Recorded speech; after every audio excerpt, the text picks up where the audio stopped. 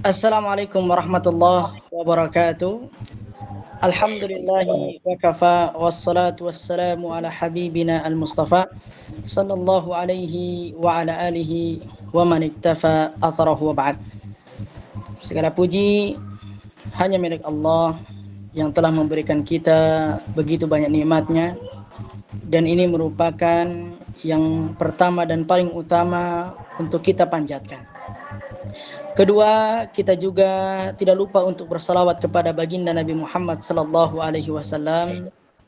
Kemudian yang ketiga, kami ucapkan jazakumullah ahsanal jaza kepada Dr. Abdurrahman Misno, ME, MH, MPD. Semoga Allah Subhanahu wa taala senantiasa memberikan kesehatan dan senantiasa menjaganya di setiap waktu dan di setiap tempat. Kemudian kami juga mengucapkan syukur kepada para peserta webinar. Semoga kita semua diberikan keberkahan oleh Allah dan kesehatan. Insya Allah pada malam hari ini kita akan membahas tema webinar yang bertema Lembaga Pendidikan Islam.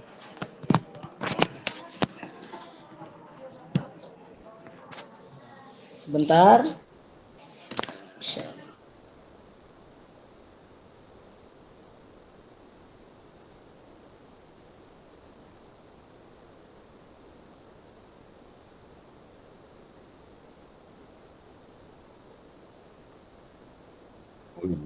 Terima kasih untuk yang sudah hadir nih. Ini Pak Nur belum diganti rename namanya nih, biar nggak salah nanti nih. Iya, bisa atau dari saya bisa kayaknya nih ya. Oh, nggak bisa ya. Nanti namanya di rename, diklik kanan yang warna ininya. Oke ya, terima kasih untuk semua yang sudah hadir. Jadi hari ini kita akan diskusi terkait dengan kenapa sih banyak yang berkomentar bahwa lembaga pendidikan Islam itu kok mahal gitu ya. Jadi definisi mahal itu seperti apa? Ya, saya pernah diskusi dengan salah satu dari founder juga, salah satu pesantren besar di Bogor gitu ya. Nah, kita nanti akan cerita dengan Ustadz Ilham. Silakan lanjut Ustadz Ilham. Baik, barakallahu fikum. Insya Allah pada malam hari ini kita akan membahas webinar yang bertema Lembaga Pendidikan Islam, Ideologis versus Bisnis. Sebelum kita membahas lebih dalam lagi tentang permasalahan ini, maka bisa kita ambil 3 faidah. Yang pertama, lembaga. Apa sih itu lembaga? Lembaga merupakan badan atau organisasi yang dibentuk oleh masyarakat untuk mencapai sebuah tujuan yang mulia. Kemudian pendidikan. Apa itu pendidikan? Pendidikan merupakan transferisasi ilmu dari seorang pendidik kepada peserta didik, dengan harapan adanya transformasi dari peserta didik yang tadinya belum baik menjadi baik, yang tadinya baik jadi tambah baik. Adapun Islam ini merupakan agama yang Allah Subhanahu wa taala ridhoi, agama yang sempurna sesuai dengan firman Allah Subhanahu wa taala di dalam Quran surat Ali Imran ayat 8 yang berbunyi, wa may yabtaghi ghairal islam dina falyuqbala min wa huwa fil akhirati minal khasirin. Dan Allah Subhanahu wa taala juga berfirman di dalam Quran surat Ali Imran ayat 19, Inna dina indallahil Islam. Lalu Allah Subhanahu wa taala juga berfirman di dalam Quran surat Al-Maidah ayat 3, Al-yauma akmaltu lakum dinakum wa atmamtu alaikum ni'mati wa raditu lakumul islama dinah. Dan insyaallah fokus pembahasan kita pada lembaga pendidikan Islam, ideologis versus bisnis. Coba teman-teman lihat di slide yang berikutnya. Kita akan membahas, dan ini merupakan pengantar sebelum kita masuk lebih dalam tentang permasalahan ini. perlu kita ketahui bahwa yang namanya lembaga pendidikan adalah salah satu instrumen utama di dalam membentuk generasi kita ke depan. Merupakan juga sebuah peradaban dan masa depan umat. Namun, di tengah kebutuhan zaman dan perkembangan zaman yang begitu pesat dan realitas ekonomi, muncul dua kutub dalam dunia pendidikan. Kira-kira apa saja? Yang pertama adalah pendidikan sebagai alat perjuangan ideologi, baik itu akhlak, agama, nilai, maupun peradaban. Kemudian yang kedua, pendidikan sebagai ladang bisnis. Ada juga yang mendirikan sebuah lembaga pendidikan dalam rangka untuk mengumpulkan pundi-pundi kekayaan. Seakan-akan pendidikan merupakan sebuah layanan jasa untuk mencari profit, mencari pelanggan sebanyak-banyaknya. Contohnya pesantren salaf. Ini merupakan contoh nyata pesantren salaf. Salaf itu diartikan pesantren zaman dulu, terdahulu. Biasanya di kampung-kampung itu ada yang namanya pesantren salafiyah. Pesantren salaf ini biasanya tidak memungut biaya dan berjuang untuk menghidupi para santri dari infak jamaah. Nah, ini biasanya pesantren yang dibangun di atas ideologi.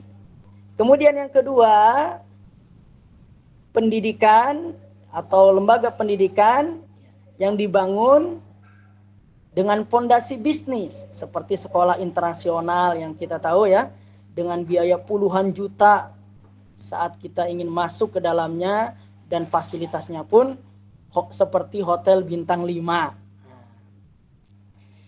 Lalu yang berikutnya, teman-teman bisa melihat bahwa kita juga akan membahas tentang definisi dan karakteristik lembaga pendidikan yang notabene dibangun di dalamnya ideologis yang sangat tinggi, dan lembaga pendidikan yang dibangun dalam rangka bisnis.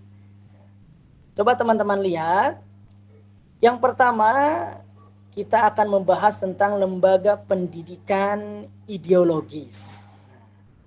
Lembaga pendidikan yang dibangun dengan ideologis yang tinggi, ini biasanya memiliki tujuan utama yang luar biasa, seperti menanamkan nilai akidah, adab, dan visi jangka panjang untuk memperbaiki umat.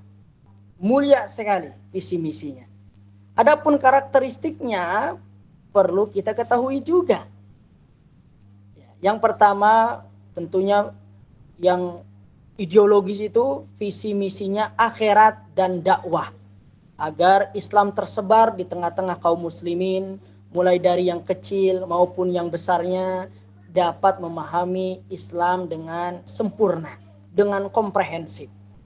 Kemudian yang kedua, guru adalah seorang pendidik jiwa. Biasa kita kenal dengan murabbi. Lalu yang ketiga, yaitu biaya pendidikan seringkali rendah atau disubsidi. Lalu yang berikutnya, kurikulum biasanya ditekankan pada akhlak, tahfidz, tafsir, fikih, sejarah Islam, dan lain sebagainya. Kemudian yang berikutnya, lembaga pendidikan yang dibangun di atas ideologis tidak mencari keuntungan duniawi. Nah, ini merupakan definisi dan karakteristik lembaga pendidikan yang dibangun di atas ideologis. Adapun yang berikutnya, maka perlu kita ketahui pula tentang lembaga pendidikan bisnis. Seperti apa sih? Dan karakteristiknya seperti apa? Lembaga pendidikan yang dibangun di atas bisnis yaitu lembaga yang dikelola dengan pendekatan profit. Pokoknya harus mendapatkan profit. Lalu efisiensi manajemen diatur sedemikian rupa. Harus untung, harus menguntungkan, harus menghasilkan, jangan sampai enggak. Dan target finansial sebagai penggerak utama. Biasanya kalau kita ingin membangun lembaga pendidikan, para founder itu sudah menentukan kira-kira pasar kita ini mau masuk kemana. Apakah pasarnya di bawah rata-rata atau ingin mengambil pasar yang cukup tinggi seperti orang-orang kaya yang di sana mungkin mereka membayar SPP-nya lebih tinggi dan lain sebagainya. Nah, ini bisa dilihat. Adapun karakteristiknya, yang pertama tentu dikelola layaknya perusahaan, benar-benar disiplin dan ini bagus. Kalau seandainya ada guru yang tidak sesuai karakteristik, melanggar, maka tidak ada ampun. Dikeluarkan lalu cari lagi guru yang baru yang bisa menjalankan visi misi dan nurut tentunya. Lalu yang berikutnya, nah ini biasanya kalau lembaga pendidikan dibangun di atas bisnis itu agak saklek, nah, gitu kan. Yang berikutnya fokus pada value for money. Jadi keistimewaan yang kita miliki tujuannya semuanya adalah for money, ya untuk membangun pundi-pundi keuangan. Harus mendapatkan uang. Kita munculkan semua value, nilai tambah yang ada di sekolah kita untuk mendatangkan uang. Biasanya di dalam lembaga pendidikan, money, ya uang, bisa diistilahkan dengan darah. Sebuah lembaga pendidikan ya, sama berjalan tentu jika ada uang. Sama halnya manusia akan hidup sehat jika ada darahnya. Biasanya dalam istilah lembaga pendidikan itu, lembaga pendidikan harus ada darahnya agar berjalan dengan baik. Dan ini nanti kita bahas. Ada sebagian lembaga-lembaga pendidikan yang didirikan oleh dua orang, yang satunya ya, orientasinya adalah sosial, yang satu lagi orientasinya bisnis. Namun terkadang tidak ketemu di sini. Dan sebagian yang salafiyah ini agak sulit untuk maju jika didekati dengan mari kita majukan lembaga pendidikan ini dan kita adakan pembayaran. Biasanya yang salafiyah ini enggak mau.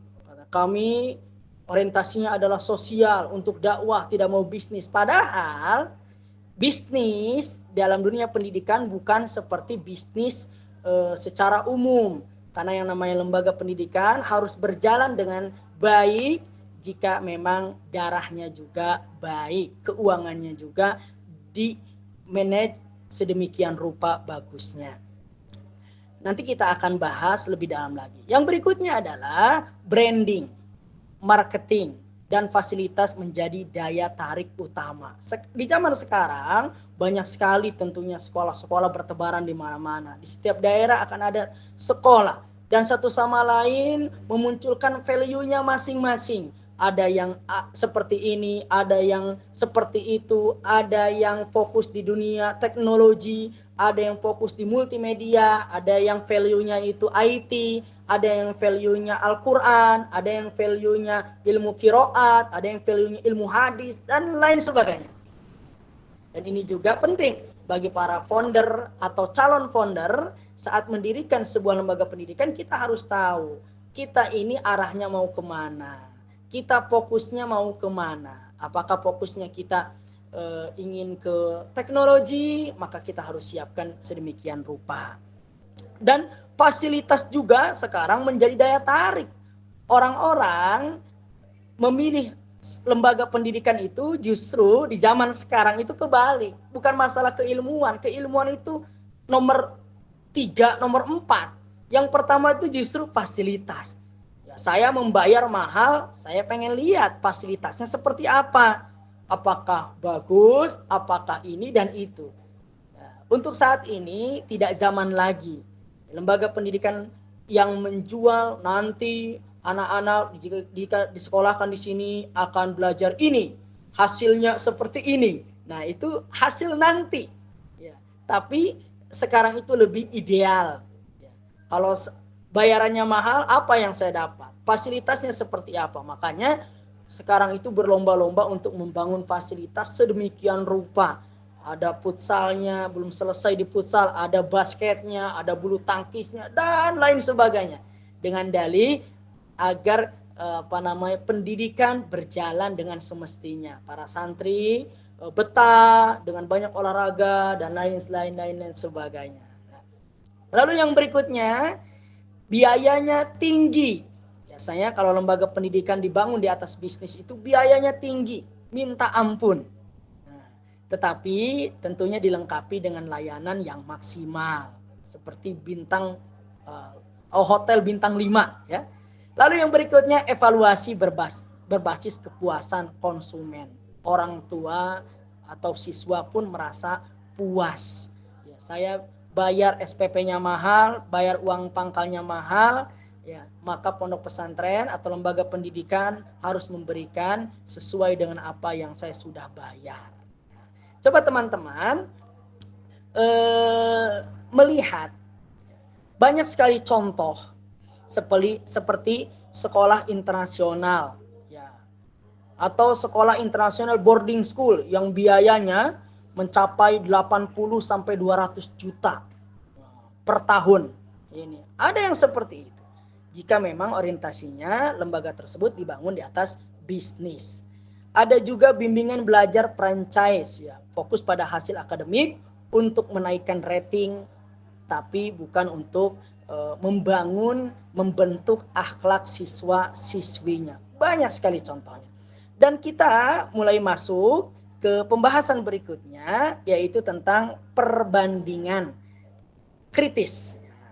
Di sana kami menyiapkan tabel. Ini merupakan perbandingan kritis. Di sana ada aspek, ada ideologis, ada bisnis. Nah, ini aspeknya apa saja ya yang bisa membedakan antara lembaga pendidikan yang dibangun di atas bisnis dan lembaga pendidikan yang dibangun di atas ideologis. Di antara aspeknya yang pertama adalah tujuan. Kita bisa tahu lembaga pendidikan yang dibangun di atas ideologis biasanya tujuannya adalah tentunya menghidupkan nilai-nilai Islam dan perjuangan dakwah. Adapun lembaga pendidikan Islam yang dibangun di atas bisnis tujuannya adalah meningkatkan profit. Pokoknya harus dapat duit. Pokoknya harus berjalan dengan darah yang maksimal. Adapun kurikulum, ya, kurikulumnya juga berbeda. Kurikulum lembaga pendidikan Islam yang dibangun di atas ideologis biasanya berbasis akidah, berbasis adab, dan lain-lain.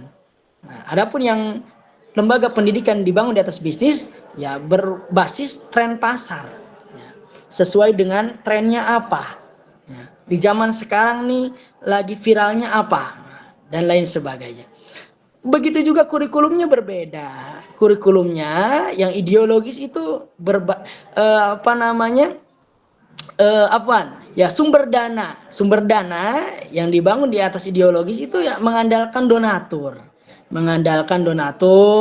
mengandalkan wakaf maupun infak dari kaum muslimin. Tapi kalau yang bisnis itu mengandalkan SPP yang tinggi. Jika memang SPP-nya tinggi, maka bisa menghidupi para guru dengan baik, dengan maksimal, atau bahkan ada sponsor. Ya lebih modern lah, gitu ya. Kemudian juga ada relasi guru atau siswa. Nah, di lembaga pendidikan Islam yang dibangun di atas ideologis, guru biasa disebut dengan murabbi, yang membentuk adab, akhlak, budi pekerti para siswa dan siswi. Nah, ini lebih dekat lagi.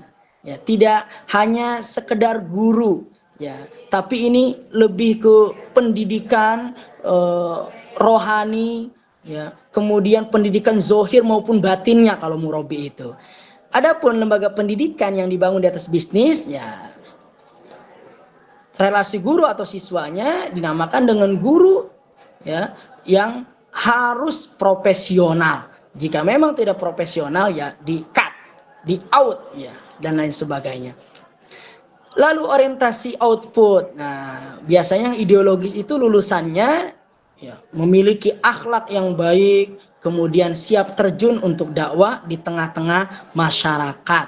Nah, ini orientasi outputnya. Adapun yang bisnis tentunya lulusannya memiliki kompetensi yang bagus dan siap kerja di perusahaan-perusahaan, di PT-PT atau digabung di sekolah tinggi atau universitas dan lain-lain sebagainya. Begitu juga ya ini kita perlu tahu contoh perbandingannya. Misalkan yang ada di sekitar kita ya seperti Pondok Pesantren Nurul Fikri. Nah, ini yang kita tahui ada di Ciapus juga, kemudian ada di Bekasi juga. Ini pesantren yang dibangun di atas ideologis. Ya, ada juga sekolah taraf internasional di Bogor ini seperti SBR. Ya, teman-teman mungkin tahu ya sekolah Bogor Raya. Ya, ini sekolah yang dibangun di atas bisnis, bayarnya juga Masya Allah. Yang saya tanyakan itu 60 sampai 80 juta. Ada juga yang disentul SD itu sampai 100 juta. Nah, ini luar biasa ya. Perbedaannya yang ideologis, yang satu lulusannya tentunya hafid Quran, paham tauhid dengan maksimal dan lain sebagainya. Tapi kalau yang lembaga pendidikan yang dibangun di atas bisnis, ya biasanya ya, fasih bahasa asing, di dalamnya diajarkan tentang bahasa-bahasa internasional, baik itu Jepang, ya, Korea, Cina, Inggris dan lain sebagainya. Dan paham terhadap IT ya lebih modern lah gitu kan, sesuai dengan bayaran yang dibayar ya, maka lembaga pendidikan juga memberikan yang terbaik dan lebih modern, lebih tertata, lebih teratur. Tapi ya tadi kekurangannya adalah ilmu agama ya kurang diajarkan di sana, pembentukan akhlak ya kurang ditekankan di sana. Lalu teman-teman bisa lihat di slide berikutnya. Nah, ini mulai nih di sini kita akan lebih dalam lagi membahas tentang masalah-masalah yang akan timbul. Ya, kita bagi dua. Yang pertama, jika terlalu ideologis. Yang kedua, jika terlalu bisnis. Nah, ini masalah-masalah yang akan timbul nih. Nah, di antara yang pertama adalah jika terlalu ideologis. Kita fokus terlebih dahulu di lembaga pendidikan Islam yang dibangun di atas ideologis. Jika terlalu ideologis, yang pertama masalah yang akan timbul adalah lemah dalam manajemen dan pendanaan. Nah, ini tadi ya, manajemennya biasanya kalau yang salafi ya, salafi di sini bukan suatu manhaj atau akidah ya. Salafi ini hanya sebutan lembaga pendidikan jadul gitu ya, yang jadul, yang kuno lah gitu. Nah, biasanya lemah dalam manajemennya belum tertata dengan rapi. Ya, begitu juga dengan pendanaan, masih bertopang pada donatur. Ya, kalau nggak ada donatur ya orang bisa mangan ya, atau wakaf atau infak dari kaum muslimin, dan mereka biasanya setengah mati untuk cari wakaf, cari donatur, cari infak dari kaum muslimin. Kalau seandainya tidak ada infak, tidak ada wakaf, guru-guru biasanya harus puasa, atau dengan dalih ya kalau seandainya belum dapat kita uangnya ya rezekimu ya wahai para guru, yang memang berarti belum rezekinya gitu kan. Harus banyak doa biar Allah mudahkan dapat donatur, buat dapat orang yang hendak infak dan lain sebagainya. Nah, ini founder ini mikir keras biasanya kalau lembaga pendidikan Islam yang dibangun di atas ideologis. Lalu yang masalah berikutnya yaitu sulit mempertahankan SDM, sumber daya manusia. Sulit untuk mempertahankan SDM yang unggul karena kurang insentif. Nah, ini kan lembaga pendidikan Islam yang dibangun di atas ideologis itu sulit untuk mempertahankan guru-guru yang punya potensi. Karena mau nggak mau guru-guru yang punya potensi itu akan dibisikin juga dengan teman-temannya, dibisikin dengan kebutuhan realita yang ada. Uangnya kurang terus, ini bagaimana ini kalau saya di sini terus gak akan maju-maju, gak akan punya mobil, gak akan punya rumah. Ya dengan bisik-bisikan yang macam-macam ya. Biasanya ya susah untuk mempertahankan SDM yang unggul karena kurang insentifnya. Ya banyak makan ikhlasnya gitu misalkan ya. Yang berikutnya, kurikulum kadang terlalu kaku dan tidak adaptif. Ya itu terus. Padahal zaman semakin maju, zaman semakin modern, bisa kita integrasikan. Misalkan seperti di Mahat Tahfidz Jalul Quran ya, teknologi modern diintegrasikan dengan Quranic kurikulum gitu kan. Ya, lebih humble, lebih relevan dengan kehidupan perkembangan zaman sekarang, tidak terlalu kaku, lebih terbuka dan lain sebagainya. Lalu kita masuk ke lembaga pendidikan jika terlalu bisnis. Nah, ini juga akan timbul masalah jika kita terlalu bisnis. Yang pertama, tentunya ruh keikhlasan akan hilang. Semua serba transaksional. Pokoknya kalau seandainya tidak ada fee di situ ya saya tidak mau kerja. Kalau seandainya tidak sesuai dengan keilmuan saya gajinya atau mukafaahnya ya saya tidak mau. Nah, kemudian kalau ada job tambahan misalkan yang tidak ada orangnya yang harus dikerjakan ya walaupun ringan ya harus ada transaksionalnya, harus ada tambahannya. Ya, dari sana ya keikhlasan sedikit demi sedikit ya akan hilang menipis. Kemudian guru cepat pindah. Nah, ini masalah nih. Guru cepat pindah karena sekedar cari gaji yang tinggi. Dan sekarang juga banyak saya dapatkan ya, guru-guru yang tadinya ngajar di sini sekarang udah ngajar lagi di sana, ngajar lagi di sana. Tanya kenapa kayak kutu pindah-pindah. Oh ini Pak katanya gajinya saya pengen cari yang relevan lah dengan kebutuhan saya. Biasanya kalau udah orientasinya gaji dan gaji ya tadi keikhlasan biasanya akan hilang, akan memudar. Nah, tapi ada juga sebagian orang mengatakan, Ustadz, kalau gajinya tinggi ya aku lebih ikhlas dong, gitu kan? Ya kalau gajinya tinggi kan masuk sekolah juga pakai mobil, insya Allah AC dingin ya tambah ikhlas, gitu kan? Justru kalau seandainya gajinya kecil ya ikhlasnya kurang ya, gitu kan? Ya macam-macam ini ya. Kemudian yang berikutnya juga ada permasalahannya seperti siswa hanya diajarkan akademik. Kalau bisnis itu ya pokoknya siswa diajarkan akademik, bukan adab atau tanggung jawab. Dan ini ada poin di sini. Ini permasalahan kita, ini polemik kita sekarang sebagai pengajar. Terkadang kalau di dunia lembaga yang dibangun di atas bisnis itu, si guru itu masuk ke sekolah, masuk ke kelas ya itu tadi. Hanya sekedar menunaikan kewajiban.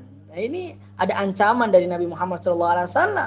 Kalau kita mengajar, ya mengajar saja, pokoknya si murid mau paham, tidak paham, ya terserah yuk, gitu kan. Yang penting saya sudah menunaikan kewajiban saya sebagai guru. Ini juga muskilah, ini musibah. Ya itu masalah lembaga pendidikan Islam jika dibangun ya tadi jika terlalu bisnis ya begitu. Nah, yang benar tuh seperti apa? Nah, kita masuk ke slide berikutnya. Ya, ini sebelum kita masuk tentang idealnya lembaga pendidikan itu seperti apa sih? Nah, kita bahas dulu dari versi perspektif Islam. Perlu kita ketahui nilai ilmu dalam agama Islam. Ilmu adalah ibadah. Ta'allum. Bukan komoditas. Teman-teman tahu komoditas ya? Ya seperti barang dagangan yang harus menghasilkan uang. Ilmu itu dijual belikan. Di dalam Islam tidak demikian. Ilmu itu untuk ibadah. Kita mengajarkan ilmu kepada para murid mengamalkannya dalam kehidupan sehari-hari, ini akan bernilai ibadah dalam perspektif Islam ya. Kemudian guru harus menjadi suri tauladan yang baik ya, sesuai dengan maknanya. Guru digugu dan ditiru, harus memiliki akhlak dan adab serta keikhlasan yang luar biasa. Namun sekarang ini macam-macam aja ya permasalahan di tengah-tengah kita ini di Indonesia. Guru ya mencabuli santriwatinya. Kemudian kiai mencabuli santriwatinya. Ini macam-macam saja. Ya, ini musibah kemunduran dalam dunia pendidikan kita saat ini. Sebenarnya ada apa, gitu kan? Nanti kita akan bahas lebih dalam itu di webinar berikutnya tentang masalah ini. Kemudian siswa adalah amanah dalam perspektif Islam. Jadi kita harus mengajarkan mereka tidak hanya materi rohania pun kita harus bimbing ya, kita harus tanamkan kepada mereka tentang adab, akhlak, bagaimana cara bermuamalah dengan Allah, dengan Rasulullah, dengan guru ya. Bukan seperti klien ya. Ya, ini penting ya. Allah Subhanahu wa taala sudah jelas menyampaikan di dalam Quran surah Al-Mujadilah tentang keagungan orang yang memiliki ilmu. Ya. Yarfa'illahu alladhina amanu minkum walladhina utul ilma darajat. Allah Subhanahu wa taala akan mengangkat derajat orang yang beriman dan akan mengangkat derajat orang yang berilmu di antara kalian beberapa derajat. Pertanyaannya adalah, kita ingin menjadi orang yang beriman saja, ilmunya pas-pasan, atau menjadi orang yang beriman plus ilmunya luar biasa? Maka tentunya setiap orang di antara kita pengen menjadi orang yang beriman dan memiliki ilmu yang sangat luar biasa. Begitu juga di dalam hadis riwayat Muslim ya dijelaskan bahwa man salaka tariqan yaltamisu fihi ilman sahalallahu lahu bi tariqan ilal jannah. Barang siapa yang ia meniti suatu jalan dalam rangka menuntut ilmu, Allah akan mudahkan baginya jalan menuju surga. Jadi menuntut ilmu itu ya merupakan sebuah kewajiban jika kita ingin dimudahkan jalannya menuju surga. Namun terkadang dalam menuntut ilmu kita banyak rintangannya ya, malas, ya, kemudian ngantuk, bosan, yaitulah sensasinya jika ingin dimudahkan jalannya menuju surga. Seperti perkataan para ulama apa? Semakin tinggi nilai sesuatu akan semakin sulit untuk kita menggapainya. Nah, ini penting nih catatan. Begitu juga perkataan Ali bin Abi Thalib, ilmu lebih baik daripada harta. Ya, teman-teman yang semoga dirahmati oleh Allah Subhanahu wa Ta'ala. Lalu kita masuk pembahasan ya idealnya saat kita ingin membangun lembaga pendidikan tuh seperti apa ya?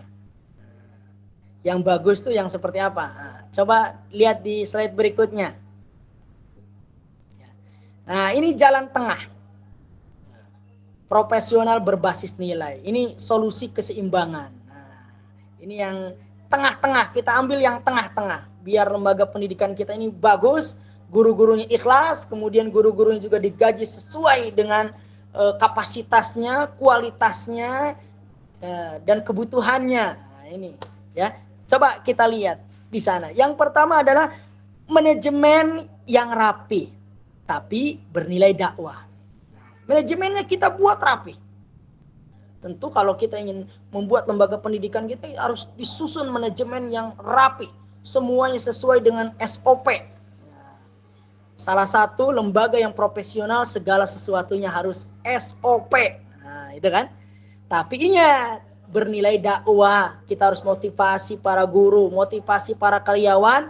Ingat bahwasannya kita ini beragama Islam. Ingat, di dalam agama Islam itu ya mendidik, membangun lembaga pendidikan itu harus ada nilai dakwahnya, harus ada nilai ibadahnya. Jangan sampai hanya sekedar mengajar pundi-pundi keuangan dan lain-lain sebagainya.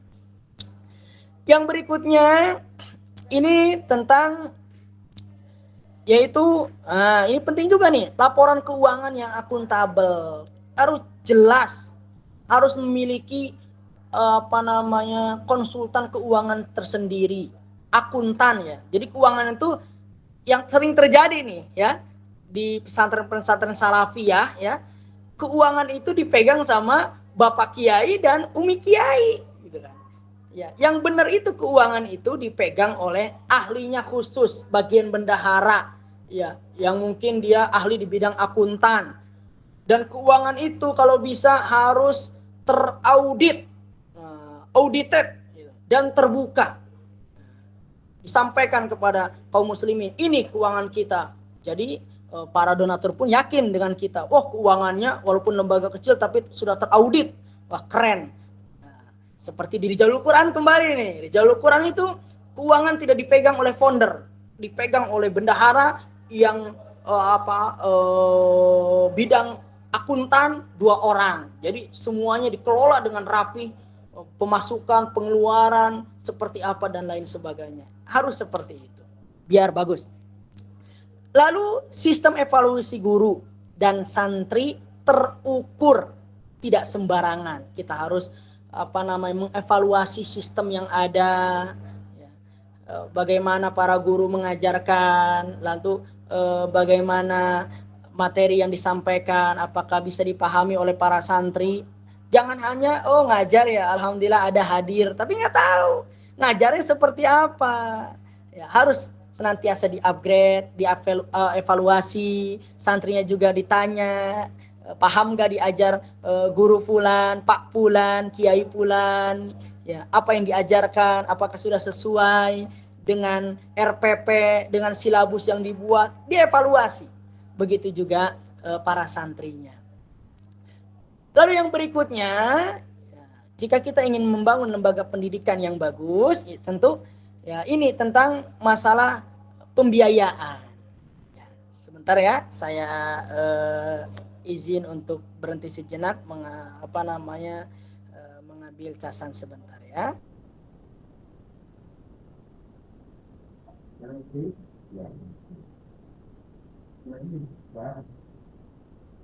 Oke, terima kasih yang sudah hadir semuanya nih ya. Kita sambil menunggu Ustaz Ilham nih. Terima kasih untuk yang hadir nih, ada Pak Imade Hartoyo juga, terima kasih Pak Nur Hadi juga dari Lampung, ada Pak Ustadz Mahfud MPD nih dari Sukabumi juga ya. Alhamdulillah Pak Ustadz, Dr. Musno, pencerahan tentang teknis pembelajaran luar biasa Pak. Masya Allah, kita kalau melihat konsep luar ini pembelajaran ini konsep tinggi Pak. Ternyata ini digratiskan Pak Misno. Siap, insya Allah Bu Hartoyo. Kita belajar sama-sama nih. Iya. Kita sambil menunggu nih ya. Yang lain juga terima kasih juga yang sudah hadir. Dari Pak Ustadz Mahfud MPD nih, mana suaranya. Mudah-mudahan next bisa jadi speaker juga ya, gantian ya. Jadi kita bisa sharing-sharing lah gitu ya, terkait dengan banyak isu. Kenapa? Karena banyak sekali permasalahan yang dihadapi di tengah masyarakat gitu. Jadi membutuhkan adanya solusi. Nah, tadi sudah jalan thoriqoh itu wasatiyah ya. Jadi jalannya itu jalan pertengahan dari Ustadz Ilham gitu ya. Nah, itu juga bagus. Nanti Pak Hartoyo juga boleh nih kita sharing-sharing ilmu gitu ya. Masya Allah. Sesuai dengan bidang Masya kepakarannya. Iya. Semoga menjadi kita insan yang kamil Pak. Masya Allah, luar biasa ini. Masya Allah. Kalau dari insan kamil itu sudah levelnya sudah tinggi itu. Iya masuk kategori lah kalau Pak. Silakan Pak. Ya, oke lanjut Pak Dr. Ilham, silakan. Masya Allah, barakallahu fiik. Ya, kemudian masalah pembiayaan. Nah, ya sistem subsidi silang ini bisa dilakukan di lembaga pendidikan kita dengan mensubsidi silang. Misalkan yang mampu membayar lebih, ya maka silakan untuk membayar lebih. Yang tidak juga tetap bisa sekolah ya. Seperti yang dilakukan di lembaga kami itu ada 3 model pembiayaan. Di sisi lain ya bisnis, di sisi lain juga kita membantu kaum muslimin yang tidak mampu sosial. Jangan sampai di zaman sekarang justru ada anak-anak kaum muslimin generasi kita ke depan yang tidak sekolah dengan alasan tidak mampu. Dan salah satu kesalahan lembaga pendidikan yang dibangun di atas bisnis itu tidak ada sosial-sosialnya. Ini juga salah. Makanya kita lakukan 3 model pembiayaan. Di antara yang pertama adalah membayar full bagi yang memang benar-benar mampu. Lalu di sana ada tanda tangan akad untuk membayar uang pangkal sekian, lalu SPP-nya sekian, tepat pada waktunya, dan lain-lain sebagainya. Ya, yang kedua, subsidi. Nah, ini biasanya anak-anak kaum muslimin yang tidak mampu membayar full, kita sudah tentukan batasan-batasannya ya, untuk dibayar. Lalu yang ketiga gratis, yang memang fakir miskin ya. Sesuai dengan hitungan yang rapi, hitungan yang benar. Jangan asal-asal ya udah saya kasih yang tadinya bayar SPP-nya misalkan 1,5 tanpa hitungan yang matang, ya udah saya kasih 350 saja gitu kan. Akhirnya kita jadi takaluf, lembaga pendidikan kita jadi takaluf. Apa itu takaluf? Membebani diri. Padahal kita tidak mampu, tapi kita ingin membangun sebuah lembaga pendidikan. Akhirnya takaluf, membebani diri, malah menyusahkan orang lain dan menyiksa anak-anak kaum muslimin. Akhirnya kita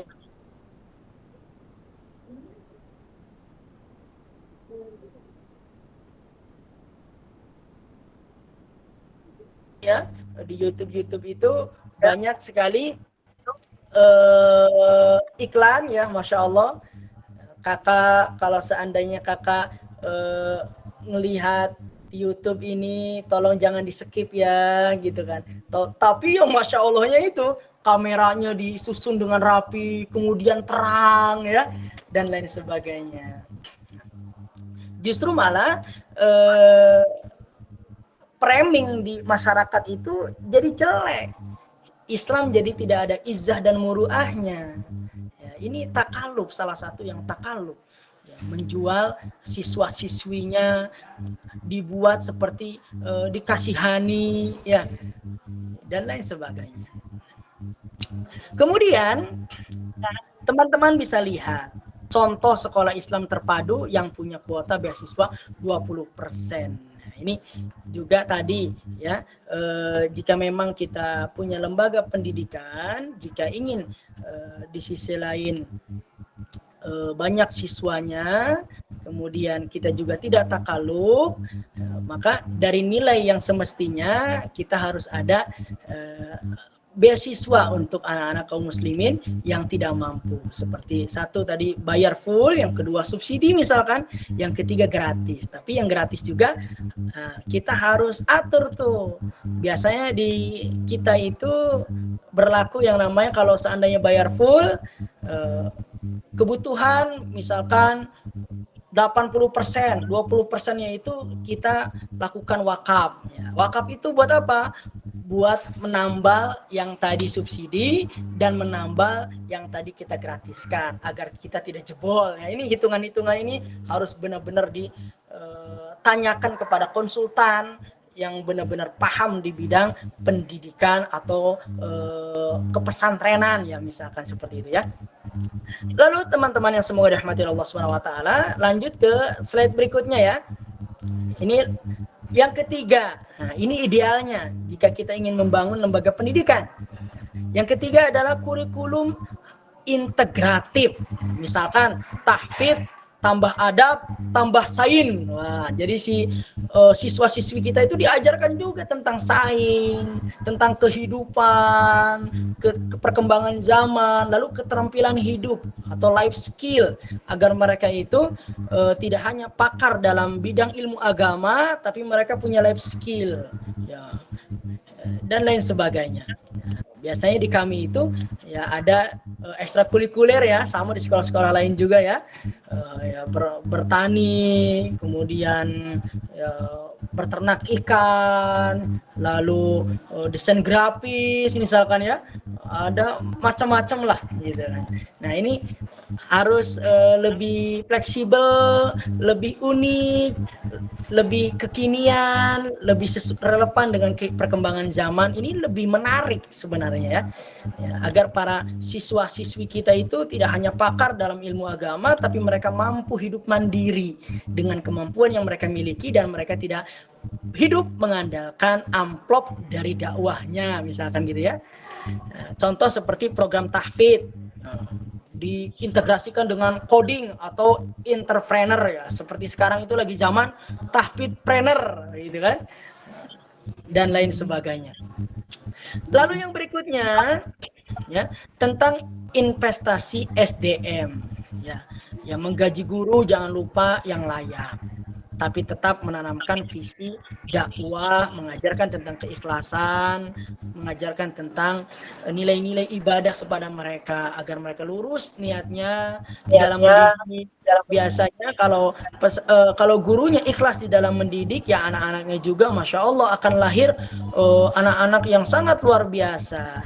Karena anak-anak kita ya tergantung kepada gurunya, tergantung pada dosennya, tergantung pada kiainya misalkan ya, seperti itu. Kalau kiainya ngajarnya di ikhlas, maka ilmu akan diterima juga dengan baik oleh para siswanya, dan siswanya akan menjadi siswa-siswi yang sangat luar biasa di masa yang akan datang ya.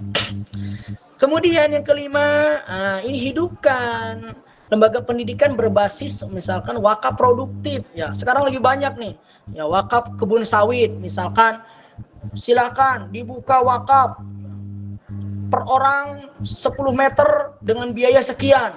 Kalau seandainya sawit ini dijual dengan harga sekian, uangnya hasilnya akan diberikan makan untuk para santri. Kalau sudah panen akan kami tanam kembali, dan ini pahalanya akan terus mengalir kepada sohibul wakif dan lain sebagainya.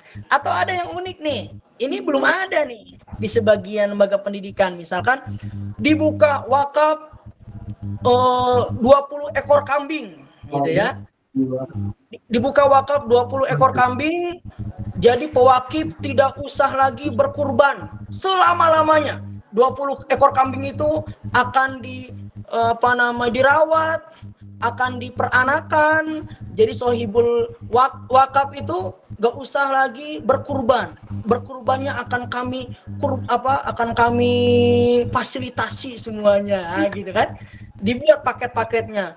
Paket 5 ekor kambing, ya, paket 10 ekor kambing, paket 15 ekor kambing dan lain sebagainya. Dan kami juga melakukan seperti ya kurban, misalkan kurban di Rijalul Quran sama halnya memberi makan para penghafal Quran selama 1 tahun. Nah, ini juga untuk mengatur keuangan di suatu lembaga. Jadi orang-orang pada berkurban di lembaga kita, lalu dagingnya itu dibuat 5 kilo dimasukkan ke freezer, dibuat seperti hari Senin misalkan dijadikan sosis, hari Selasa dijadikan nugget, hari Rabunya dijadikan gulai dan lain sebagainya ya. Akhirnya uang-uang SPP wali santri itu justru dimasukkan ke dapurnya itu tidak terlalu banyak, bisa dimasukkan ke dana pembangunan dan lain sebagainya. Lalu keuangan lembaga pendidikan pun akan berjalan dengan maksimal, tidak harus menunggu donatur, tidak harus menunggu orang yang ingin infak terlebih dahulu baru bisa bangun gedung dan lain sebagainya. Ini kami lakukan juga ya. Nah, teman-teman bisa lihat di slide berikutnya. Ini merupakan studi kasus dari lembaga-lembaga yang ada di tengah-tengah kita saat ini ya. Seperti contoh lembaga A, ini lembaga pendidikan yang kita taruh misalkan ini pesantren ya, berbasis wakaf ya, yang dimana mereka mampu bertahan ya karena wakaf, misalkan wakaf sawah, wakaf perikanan ya. Sawah tersebut akan ditanam, kemudian jika panen padinya, berasnya untuk para santri ya, orang tuh akan berlomba-lomba. Nah, ini lembaga pendidikan ini jangan sampai kita mengandalkan SPP terus, karena yang namanya wali santri, yang namanya wali siswa itu terkadang ada naik ada turun seperti kita keuangannya misalkan ya. Maka kalau bisa harus ada yang namanya bisnisnya. Misalkan ini yang ngatur bisnis ya, seperti kantin di sekolah, diatur sedemikian rupa manajemennya agar bisa menghidupi sekolah, bisa bayar karyawan minimal gitu kan, dan lain sebagainya. Ya, wakaf sawah juga demikian, atau wakaf perikanan. Nanti ikannya akan dijual ke pasar, hasilnya bisa untuk para santri makan, dan hasilnya bisa buat pembangunan ini, pembangunan itu. Jangan sampai kita mengandalkan SPP saja. Ya. Lalu yang berikutnya lembaga B misalkan. Ini yang terjadi di tengah-tengah kita. Sekolah bisnis ya. Dulu populer. Ya, sekarang ya ditinggal karena hanya fokus pencitraan. Ya. Dan yang kedua, alumni tidak loyal. Karena tadi tidak dididik dengan nilai perjuangan, tidak dididik dengan nilai dakwah, tidak dimasukkan adab akhlak. Ini jangan sampai. Ya, kita harus tawasud, kita harus wasatiyah. Ya. Jangan terlalu ideologis, jangan terlalu bisnis, kita harus tengah-tengah. Ya. Bagaimana caranya ya? Lalu yang berikutnya lembaga yang hybrid. Nah, ini menggabungkan ya. Ini tengah-tengah nih. Punya tahfidz ya. Kemudian juga berbasis entrepreneur, coding, ya, pinter coding ya, bahasa asing juga Masya Allah, dan punya program beasiswa dan sistem laporan keuangan yang terbuka, bahkan teraudit. Ini sangat luar biasa. Kalau kita punya lembaga pendidikan harus berani diaudit sama ahli audit ya. Lalu kita sampaikan kepada donatur-donatur kita, ini lembaga kami walaupun kecil sudah teraudit ya, seperti yang dilakukan di Rijalul Quran, keuangannya sudah teraudit. Masya Allah ya. Jadi meyakinkan para donatur juga ini penting, meyakinkan para donatur untuk membantu pondok pesantren atau lembaga pendidikan kita. Kemudian yang berikutnya, nah ini penutupan ya, sesuai dengan waktu ya. Nah, ini bisa kita lihat, ini merupakan kesimpulan dari pembicaraan kita. Yang pertama adalah lembaga pendidikan itu tidak boleh ya, hanya idealis tanpa profesionalisme. Ya.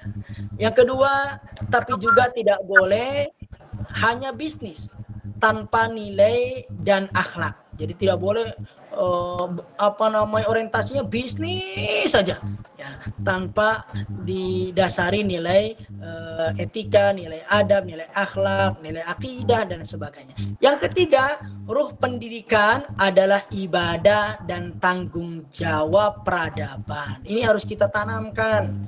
Jangan sampai hanya uang, penghasilan ya, dan lain sebagainya. Ngumpulin pundi-pundi keuangan dan lain sebagainya. Harus ada nilai dakwahnya. Dan kami juga mengajak, mari kita bangun pendidikan yang profesional tentunya. Dibangun profesional, tidak menzolimi saat karyawan, tidak menzolimi ustaz-ustaznya, tidak menzolimi santrinya dengan takaluf tadi ya.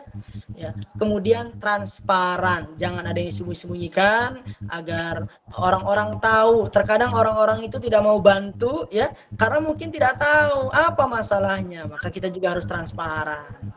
Ya. Misalkan kita kalau seandainya membutuhkan, kita ya ajak orang-orang yang memiliki kapasitas itu untuk yuk bangun sarana dakwah, yuk bangun unit dakwah, yuk bangun masjid nih, kita perang masjid dan sebagainya. Harus transparan. Orang juga mau bantu kalau kita transparan. Tapi tetap berpijak pada nilai-nilai ilahiyah. Dan kami yang terakhir ini ingin menyampaikan, ya, kami mendapatkan banyak sekali dua founder berpecah ya, gara-gara yang satu pengen sosial ya, yang satu lagi pengen bisnis ya. Ini lucu juga ya, yang satu mungkin pemikirannya kolot ya, yang satu modern gitu ya. Tapi ingat, sekali lagi ingat, yang namanya bisnis dalam lembaga pendidikan itu tidak seperti bisnis pada umumnya.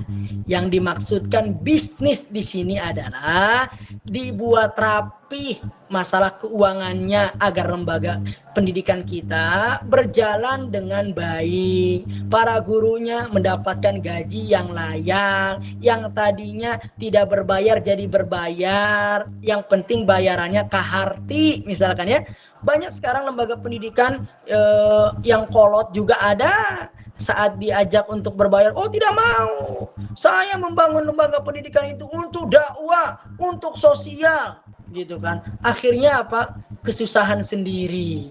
Ya, kalau nggak ada donatur ya wis lah puasa. Ya, kalau seandainya nggak ada yang berinfak ya gaji guru setengah-setengah dulu gitu kan. Padahal mereka juga tidak bisa puasa Daud seperti foundernya misalkan gitu ya. Dan lain sebagainya. Mungkin kami cukupkan demikian. Sebenarnya banyak yang ingin kami sampaikan. Ya, palingan kita lebih ke diskusi dan kita juga nanti di sini ada rapat sedikit ya tentang perkembangan dan persiapan ujian. Semoga Allah mudahkan. Saya kembalikan kepada Ustaz Abdurrahman Misno, hafizahullah taala wa ra'ah. Terima kasih. Barakallahu fiik. Terima kasih, jazakallah khairan. Terima kasih banyak atas waktunya Ustaz Ilham nih ya.